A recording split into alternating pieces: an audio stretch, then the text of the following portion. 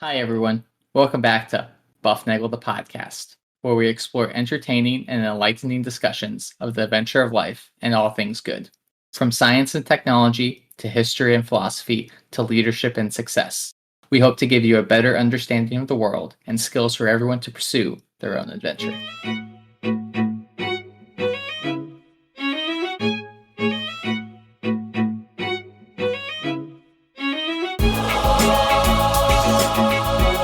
Hi, everybody, and welcome back to Bufnagle the podcast, where we talk about all things good and the pursuit of the adventure of life. I'm Rafe, and we've got a great show tonight because we have with us one and only Harry. Harry, how you doing? Hey, I'm doing well. I'm glad to be here tonight to sit here and chat for a little while. Yeah. So we're going to, we're going to do some, we're going to pursue the good through some adventure, and this is going to be a little high adventure stuff today. But before we get there, thank you to all the listeners. We greatly appreciate you being here with us. As usual, you can reach us at bufnagle@bufnagle.com. Send us suggestions, complaints, recipes for brownies, whatever you need. Send it our way, and we will see what we can do with that. Hit the smiley star button, subscribe, hit the like, tell your friends, all those things. Brownies, chocolate chip cookies, pudding. Boom, there you are. That's the abbreviated intro. Harry, like I said, it's a great day to be doing a podcast with you. And let's just say I'm really glad you're still here with us tonight. And we're gonna address that. And today's show is really focused on how do you get over or past not an irrational fear, but a very rational fear. And you went through one of those things last week. Yeah, so we should preface this with I got over the rational fear last week. So let's think of rational fears first, right? Yeah. Probably a fear of falling off the edge of a building, a fear of maybe drowning, fear of spiders. What else we got? Were those rational or irrational? Those probably rational. Well, the rational, but it's not an irrational fear to fall off the edge of a building if you're standing on the ground floor, right? Sure, but if you're standing up on the top of the Empire State Building, okay, looking down might be a little bit nerve-wracking. Yeah, it might be nerve-wracking. So there are some things that are downright scary, and there are justifiable things. There's some things that shouldn't be scary, but are because of whatever situations you've been through. Sure. But you had you have a thing that was downright scary. It should have been scary, and I don't think it ever gets unscary, right? Yeah. So part of my job is I have to jump out of an airplane. And these are perfectly good airplanes, right? Perfectly good. The ones that take off and land. Yeah. The ones you can reuse the airframe. Reuse, thanks to Chuck Yeager. No, so back in December, I had to get what's called current for airborne operations. So I had to complete 2 jumps by the end of the calendar year following my deployment. So and this is a regular thing. I mean, it's a very regular thing. You have 2 jumps within 6 months or 1 jump every 3 months to keep what's called currency. Yep. Let's keep up your pay and a whole bunch of other things. So I did one on December 2nd. Everything went great. I did another one on December 8th. Not everything went great. So the short story is I had to pull my reserve parachute. And that's not a thing that you want to do. Okay, so when you do these jumps, there's lots of different ways to jump out of an airplane, I guess, and get to the ground safely. Sure. And in order to be current, you don't have to go to 60,000 feet and bail out with no, it's just you complete the exit out of the airplane, get down to the ground safely. Okay, so that's it. Now I'm sure a lot of our listeners have parachuted in different manners. Some people probably a lot. Some people just one time on their 40th birthday or something like that. Sure. And I think that if I were to go out to bufnagleparachutecompany.com and try to get do a jump, a fun jump, whatever they call it. Yeah. Then they would, I'd sign some waivers. They'd tell me some simple things, but then they would strap me and right. They'd strap you to the instructor, and then they'll say on the count of 3, 1, 2, and then you're jumping. Oh, they do it early. Yeah. Well, Jamie's done it, right? She did it for her 18th birthday. She did a skydiving thing. No, but this is all static line parachute operations, which means as you exit the airplane, your parachute deploys immediately. Automatically, because it's hooked onto a wire. Because it's hooked onto a wire inside of the airplane. It pulls the parachute out of its pack that's on your back and should inflate within about 2 or 3 seconds of you leaving the aircraft. And what altitude are you at when you do this? We're 1250 AGL. 1250. Really? That's It's not like very high. it's like pattern altitude. Yeah. So this is like if you go to your little local airport and you watch small planes coming and going in the traffic pattern, they're going to be at about 1,000. Is that 1,000 feet AGL above ground level, right? So we're just slightly above that. All right. So that's not really high up. I mean, it's far enough up that you have time to think about a few things before you hit the ground. But this is not one of those things where you're like when they take you really far up and you have time to film yourself or. Oh no, we're not anywhere close to 20 or 30,000 feet in the air. No. Okay. So you have a very limited time to pull that, to get that chute operable. Yeah. Right? So usually, there's a couple different things. It depends on the type of parachute that you're jumping with. There's certain types. It depends on the airframe that you're using, right? The airframe that you're jumping out of, right? So if I'm jumping out of a, we'll say like a C-130 or C-17, a C-27, which is the one I jumped out of, all of these fixed wing, prop or engine driven aircraft, where you jump out of the side door towards the rear of the aircraft. Okay. Right. So that's the parachute door. You jump out the side door. So you are jumping orthogonal to the direction of flight. Okay. All right. So in that situation, your parachute will open up quicker than, say, a jump out of the back of a Chinook helicopter or a smaller aircraft where you're jumping out of the back. There's no additional wind. Oh, because you're moving in the same direction as you're moving in the direction of flight, and you have momentum with you, right? Right. So your parachute will take another 1.5 seconds to open, even with the static line, or even with the static line. Okay. Yep. Yeah. So those are just certain variables that happen when you jump. All right. So it's December 8th of 2022. Yeah. And you are on a routine jump. Routine night flight.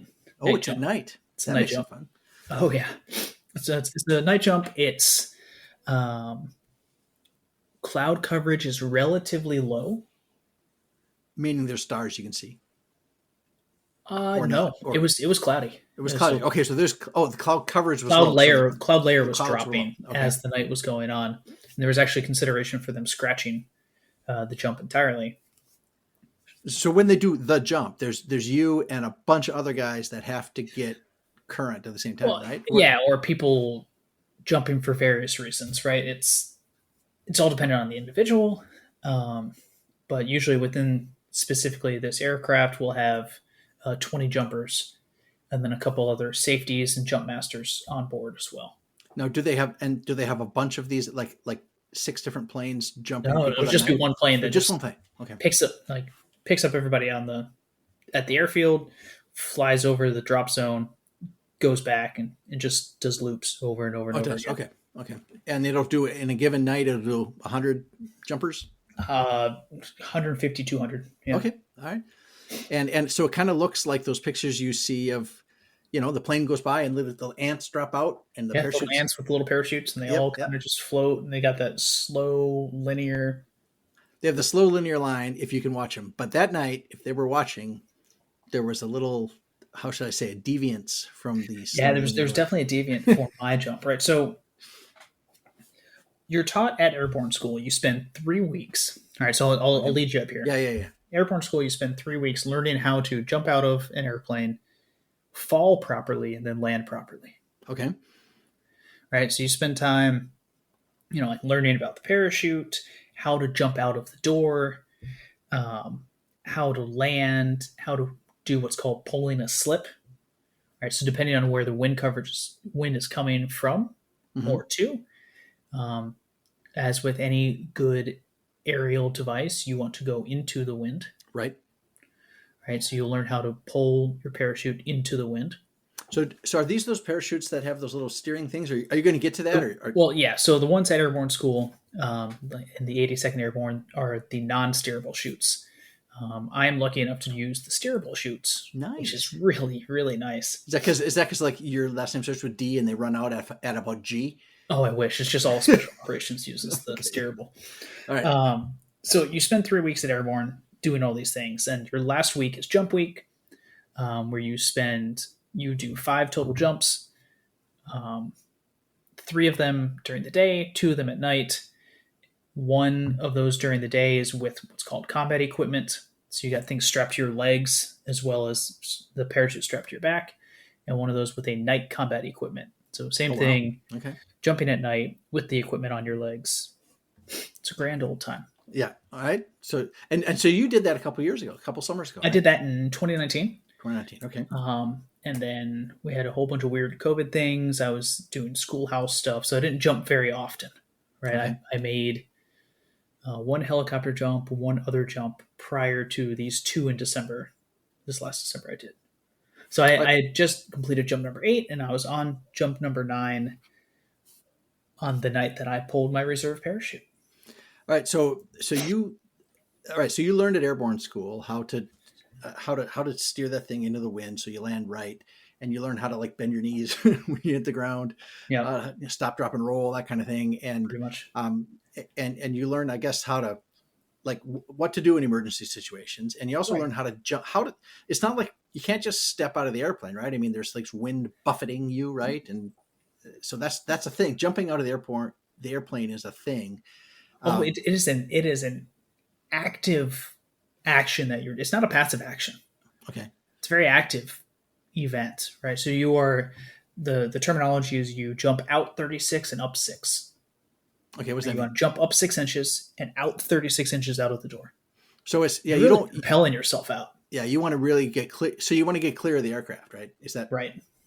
because if you don't, you'll do what I did, which is stumble across, you hit one of the seats on your way out, you hit the edge of the door frame, you kind of get sucked out of the airplane, roll along the edge of the airplane, and then kind of end up falling into the blackness.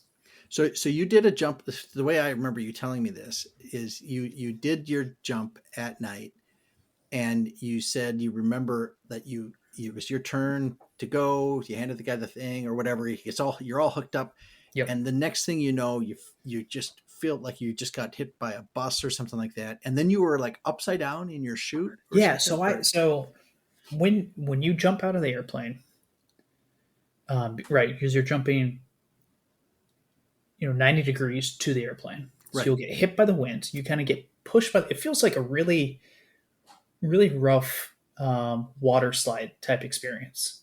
Okay. So as if you've gone down like any kind of water amusement park thing, and you're going down all these twists and turns, you get pushed up against every single wall. That's kind of what it feels like. Okay. So you have to be like, I mean, this, like you said, this is an active thing. You're tight, right? Your elbows are all tight in. Your feet and legs are all together. You're this arrow that's in that stream at the water park. Okay. So, and that's kind of how you jump out of the plane. Kind of how you jump out of the plane, you get into that position, you're nice and tight, and your parachute should open behind you. Okay. But next thing you knew, you were upside down, tangled in some wires. Yeah. So next thing I knew, I was upside down. I had what's called the risers. So all the little tiny wires going up to the parachute were tangled in my feet.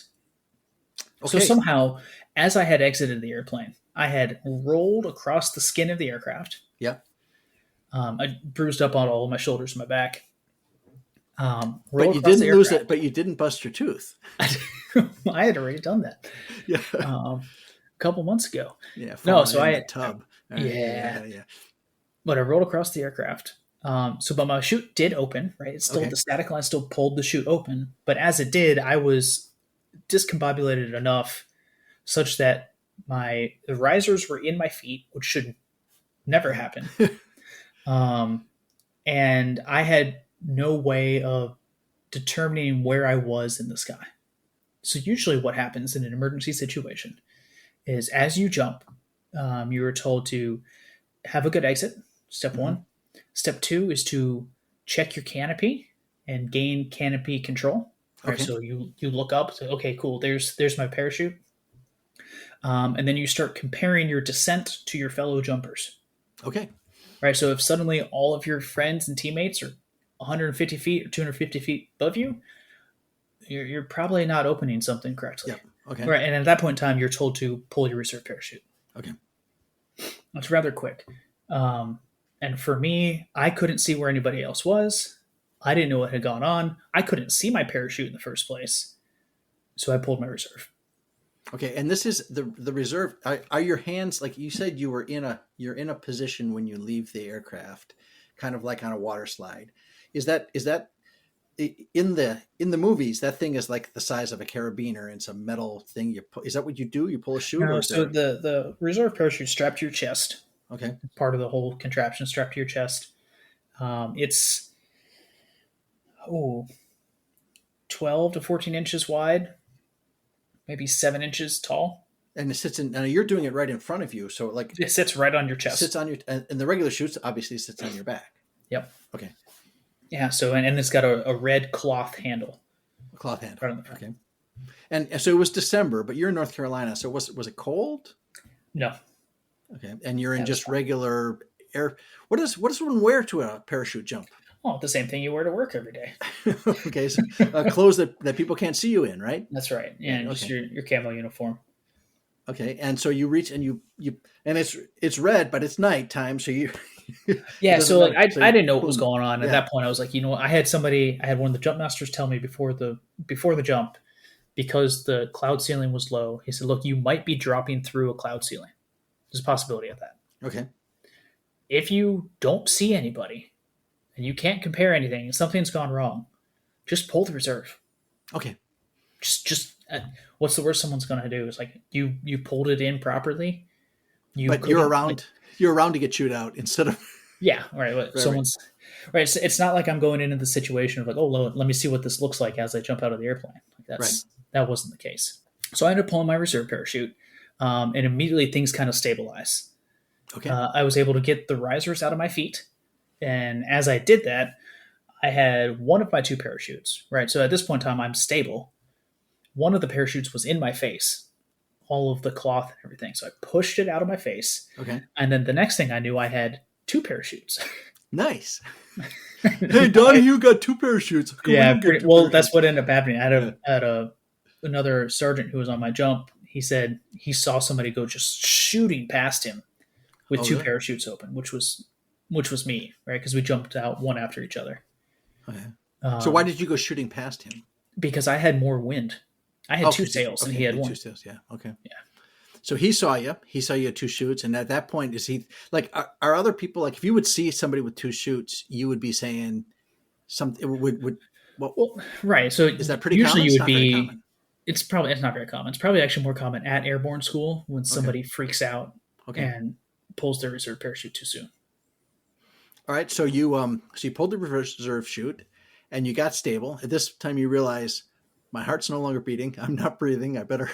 I spent all of my extra time, clearing my feet out of the way and trying to get my parachute clear. And by the time I did, I was probably 10 to 15 seconds from landing, if that. Okay. And so then you start going through the checklist of how do I get myself facing the right way? Yeah. Well, at that point I was going so fast in all kinds of directions and everything was all tangled. I just kind of hoped for the best. Yeah. And so, but you hit the ground and you hit the ground, you do your roll, or your parachute landing fall. And then I took everything off of me, stuffed it in the little backpack that you carry with you as you jump, and you walk to the bus. Limp to the bus, yeah. Limp to the bus. All right. And so did they? But you told me then now obviously there's an investigation, right? Because if anything can go wrong, they want to find out what it is. What was who was at fault? Yep. How do you fix this problem so it doesn't happen again? Because you had a good outcome there for a bad situation, and you went through this review thing, and it was pretty basic review, right? It was writing out a statement of pretty much what I just told you, writing it on a paper, like when was your last jump, when was the last time you did a refresher of how to do airborne operations, have you ever jumped the steerable parachute, have you ever done all these things, who inspected your equipment, all that kind of stuff. So I wrote it all out. And I think what ended up happening was because my situation described exactly what happened, I did never hear anything else about it. Well, and from what you said, it's pretty obvious what you did. You didn't clear the. It started with the first thing, right? You said you didn't clear the aircraft well. Right. Yep. And so, do you think that's on you? I mean, Oh, I think it's 100% on me. yeah, yeah. All right. So you get through this, and my recollection is you were obviously justifiably rattled a little bit. Yep. Rattled, thankful, all sorts of emotional things in there. Were there any emotions that surprised you after that happened? There was the very, very calm immediately after it happened. Once you hit the ground and you Well, guys before were... I hit the ground, right? So Okay. like I didn't panic in the air. Like, you know, imagine if you're watching a movie and the main character is in some kind of first person point of view and something really intense is happening and he's sitting there going Yeah, nope. didn't happen. Okay. No, I didn't have time to do that. Well, it's interesting because I think about that, what happened, and I think my guess is, you know, you screwed up, right? You screwed up the jump, and now you're in a bad situation, and you have two choices. You can panic, or you can work to improve the situation. And Sure. it seems to me that at that point, training kicks in, and you say, "Well, I'm told to pull the reserve. I'm going to pull the reserve." And once you did that, I think that pretty much pushed you back into the realm of this is a doable thing now, and you know, clear your feet, clear your face, get ready to hit the ground, and Land and go do it again. land to go do it again. Right. So you had to go do it again. I had to go do it again this past week. This past week. Okay. So that, and I know we had a little bit of conversation before that, and my recollection of that conversation was that now this parachute jumping thing is what I would probably call a rational fear. Yeah, and it didn't start out that way, right? I had probably been talking about going to airborne school, jumping out of an airplane since I went to West Point. Right. Right. So that's 12 years ago. Yep. Just about. And then finally did it in 2019, and then, you know, this bad jump at the end of 2020. So now I've gone from being excited about something to doing it a couple of times and gaining enough confidence to something went terribly wrong, and now I have to find a way to get back to. I don't have to get back to. I'm super excited about it, but I've at least got to get back to. I need to be able to do this. You have to be able to do it. Now, was there an I suppose you could. They can't make you go do that, right? I mean, but I can't imagine you won't that you can't do that, right? Right. I mean, there's a couple of things with job performance and quality and being able to keep your position, Right. and job. Right. That's a thing. Yeah. If you don't jump out of an aircraft, you're considered a jump refusal. Then you can all these administrative, legal review type things happen. Yeah, but they can't make you jump, but you can make yourself jump. And right. So how did you? But I remember there was some just heartfelt, overwhelming fear and anxiety leading up to it. So what did you? But you did it, and I remember you. So you jumped last week. I just didn't sleep for like 4 straight hours the night before. But there's got to be a way to get through that, right? So if you're up against a thing like this that you have to do, and suddenly you realize what they say, you got to get back on the bike or on the horse or get on whatever it is that you're rip off the Band-Aid, whatever it is. Yeah, I'm sure there's a cliche here for this one. So, but we had conversation about that, and I remember telling you that you know you found. It seems to me like you screwed up the jump, so you know where you went wrong, and it's a matter of trusting the process, trusting your training, go through the review again, make sure you know what you're doing. And so did you do all those things? Yeah, I did. Right. And then I also talked to Zach a little bit about like, hey, what do I do? And, you know, Zach's really big in his breath work, meditation aspects, which I think for me is I'm not as big on that. Yeah. But I think it's still useful sometimes. So I practice a little bit of breathing things beforehand. And he was really good about, focus on what is good and what you can control and what are put yourself in the situations during the jump that you enjoy. Okay. Right. So like, imagine that your kids are there watching you. Imagine that, like when the jumps were good, what was good about them? So like trick your body in your mind into realizing what were the good things about the jump, and then focus on those. Because when you focus on what went bad every single time, you're only going to focus on that same thing over and over and over again. Right, because that was the only one that went bad that time. So, Right. so did that. But then, as far as getting you, so that kind of helps you. That helps reduce the stress, right? And that's always good. Stress. We don't do well under stress. But as far as convincing yourself that you could do this the right way, is that how do you get to that? Yeah. So for me, I focused on things that I knew about from parachuting. Right. There's the very easy one. Before every single jump, everyone on the jump goes through. It's called pre-jump. Mm-hmm. So you go over the same. Like this is how you exit the airplane. This is what you do in an emergency. This is what you do when you land. So everyone gets the refresher and then Yep. executes the next day or later that evening or whatever. So I did that, and then I've also got a couple of other things going for me, which is nice. Um, Nice. I asked our company jump master, "Hey, can you put me as the number one jumper?" Nice. So what happens when you jump out of the airplane is the number one person, when everyone's told to go to standby, gives the static line off and then just turns and faces the door and So waits. Just waits. Right. So all you have to do is you just run straight forward. And that's all your focus. You don't have to That's worry all about your focus. anybody else in the room.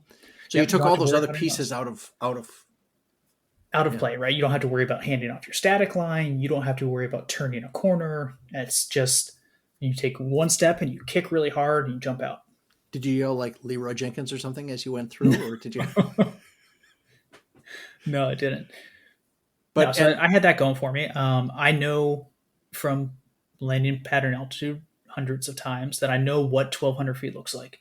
yeah, Right. So I don't have any qualms about, oh, I'm too high up, or the ground's all the way down there, or the ground is too close. I know what that visually looks like, so I can kind of wipe that out of my brain and just think it's the same as anything else. So, and when it came time to do that, did you feel were you able to keep the calm, just be in the moment and just execute? So it went Yeah, for flawlessly, the most part, but you get really really good at saying prayers to Saint Michael really quick. Yeah, well, it's but there's nothing wrong with doing that either, right? What works for you is what works for you, but I guess the important thing is to do those things that are worthwhile toward the goal, Right. and remove all those other pieces that are getting in your way. I keep thinking of the Buzz Aldrin statement about if you were stuck on it in the spaceship and the engine wasn't working and you had an hour's worth of oxygen left, what would you do? And his response was, I'd work on the engine. Right. And I that's where I keep thinking that, well, attack the things you can control, get rid of the other things. And parachute jumping is actually, it's as safe as things come on planet Earth these days. It's not like it's Sure. 1935 anymore. People are just learning how to do this, and you're not jumping out over Germany in 1945 or something like Right. that. I don't have 60 pounds of equipment strapped to my legs. Yeah. It's relatively straightforward. Yeah. So just to wrap this up, what do you tell people? There are people out there that are like, I'm scared to get back in the car after I had an accident, or I'm scared to swim again because what do you tell them? I think being a teacher is probably the best way to learn things. So I think being an example is the best way to get through things. The guy on my jump immediately after me, right, so he was the number 2 man. It was his first jump out of airborne school. All right. Right. So it was his first time jumping out of that aircraft, first time jumping the steerable parachute, a whole bunch of other first things. So if I suddenly decide to not jump, what's that going to do to him? That's a big ripple. Right. And like, not only that, it's like, there's also this weird psychological dynamic of I'm a captain and he's a private first class. Yep. So now he's going to suddenly think like, oh, cool. Like now I can't trust an officer to go do things. Yep. Like, that's probably not good either. So put yourself in the situation where you have to lead in some manner, even if it's uncomfortable, and then go search for help where you can get help, right? So I talked to you, I talked to Zach, I talked to Jamie. I put myself into some other situations where I can control things. Well, and you talked to your jump master person, and you Right. and you went did the review course things, and you reviewed what you had done, right? I mean, so that's those are the things you can control. Yeah, I at this point in time, I can't control that I exited the aircraft poorly last time. That doesn't make any sense. Yeah. I can tell you that the reserve works, No, that's good. That's good. right? Well, we did, Zach and I did an episode, gosh, it was a long time ago, a year and a half ago, probably. And we came down to the adage of the only way out is through. Yeah. And I think I've read different places of where that comes from. I don't know if it's a Shakespeare thing or if a Dante thing or a Teddy Roosevelt thing. I don't have any idea who said that, or if it's just so common everybody said it. But there's a great example. If you had the option, all right, it's not a very good option of just saying no, I'm done. Mm-hmm. But I guess I'm a firm believer in you got to get back on the horse, and certainly when it's a situation where you know what went wrong, and you know how to make it right, but for all practical purposes, it's as safe as they come if you do it right. Sure. You mentioned the only way out is through, and it applies to everything, right? It applies to jumping with the parachute. It applies to going through tough times. If you're a 2-year-old on the play set in the backyard, and you're sitting on the slide that's 3.5 feet tall, and you're 3 feet tall, and you want down, I'm sorry, sweetheart. The only way out is through. All right, I'm sorry, sweetheart. The only way out is through. Harry, this is great. Thank you. Thanks for sharing that. I think it's I'm glad you came through, and I'm glad you made it out. And I look forward to hearing more jump stories. I love the very boring jump stories that, hey, everything went well. But if it doesn't go well, trust the process, work it out, control what you can, work on the engine. And for the rest of you guys out there, remember to seek the good, be the good, and spread the good, and enjoy the adventure of life.